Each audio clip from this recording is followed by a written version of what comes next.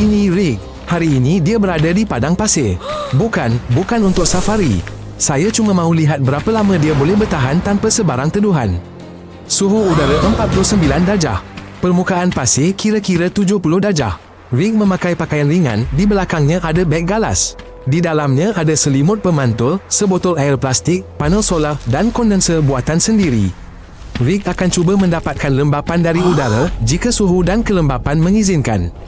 Tetapi udara di sini kering seperti debu dan tugas Rick adalah bertahan sepanjang hari.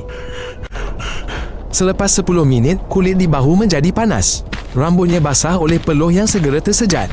Rick berjalan perlahan, cuba tidak membebankan badannya. Tiada bayangan dapat ditemui. Pasir memantulkan haba dari bawah. Rick mengeluarkan pemantul perak, membentangkannya di atasnya seperti kanopi. Di bawahnya, suhu sedikit rendah tetapi udara masih panas. Rick meletakkan panel solar, menyambungkan kondenser. Ia berdesing dan mula menyedot udara. Jika keadaan mengizinkan, titisan air pertama akan muncul. Lidah menjadi kesat, membran mukosa mengering. Rick sudah minum air dalam 30 minit pertama. Dia tak tahan. Badan mula berjimat, kurang air liur, kurang air kencing. Rick menggali lubang dengan kakinya. Ini cara sebenar kurangkan beban panas dalam cuaca panas.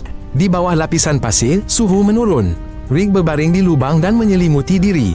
Bawah selimut masih panas, tetapi bahang matahari kurang. Peluh terus keluar, namun tidak tersejat serta-merta. Rasa berat muncul, nadi makin laju dan dada mula sakit. Air sukar masuk ke badan, dahaga makin tak tertanggung. Rick kencing ke botol, lalu menghidungnya.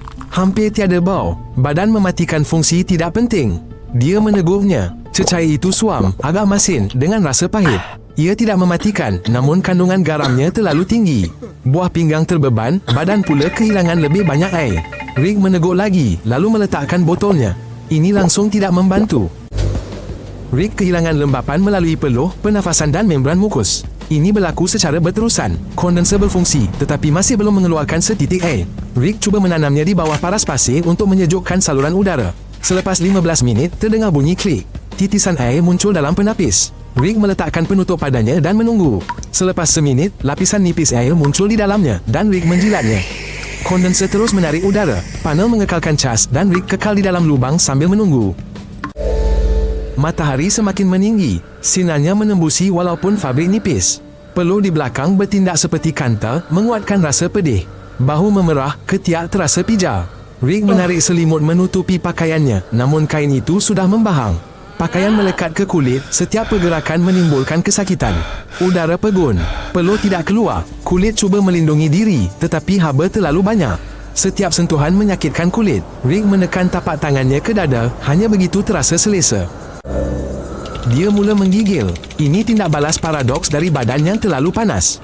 Suhu badannya hampir 40 darjah, tetapi otak terasa sejuk. Rick meringkuk di dalam lubang, meremang bulu romanya. Badan menutup saluran darah permukaan untuk melindungi intinya. Giginya mula berketuk-ketuk. Di padang pasir, suhu 50 darjah, namun Rick kesejukan. Dia menarik selimut lebih dekat, merapatkannya ke leher. Sekelilingnya hanya cahaya terang dan bahang panas.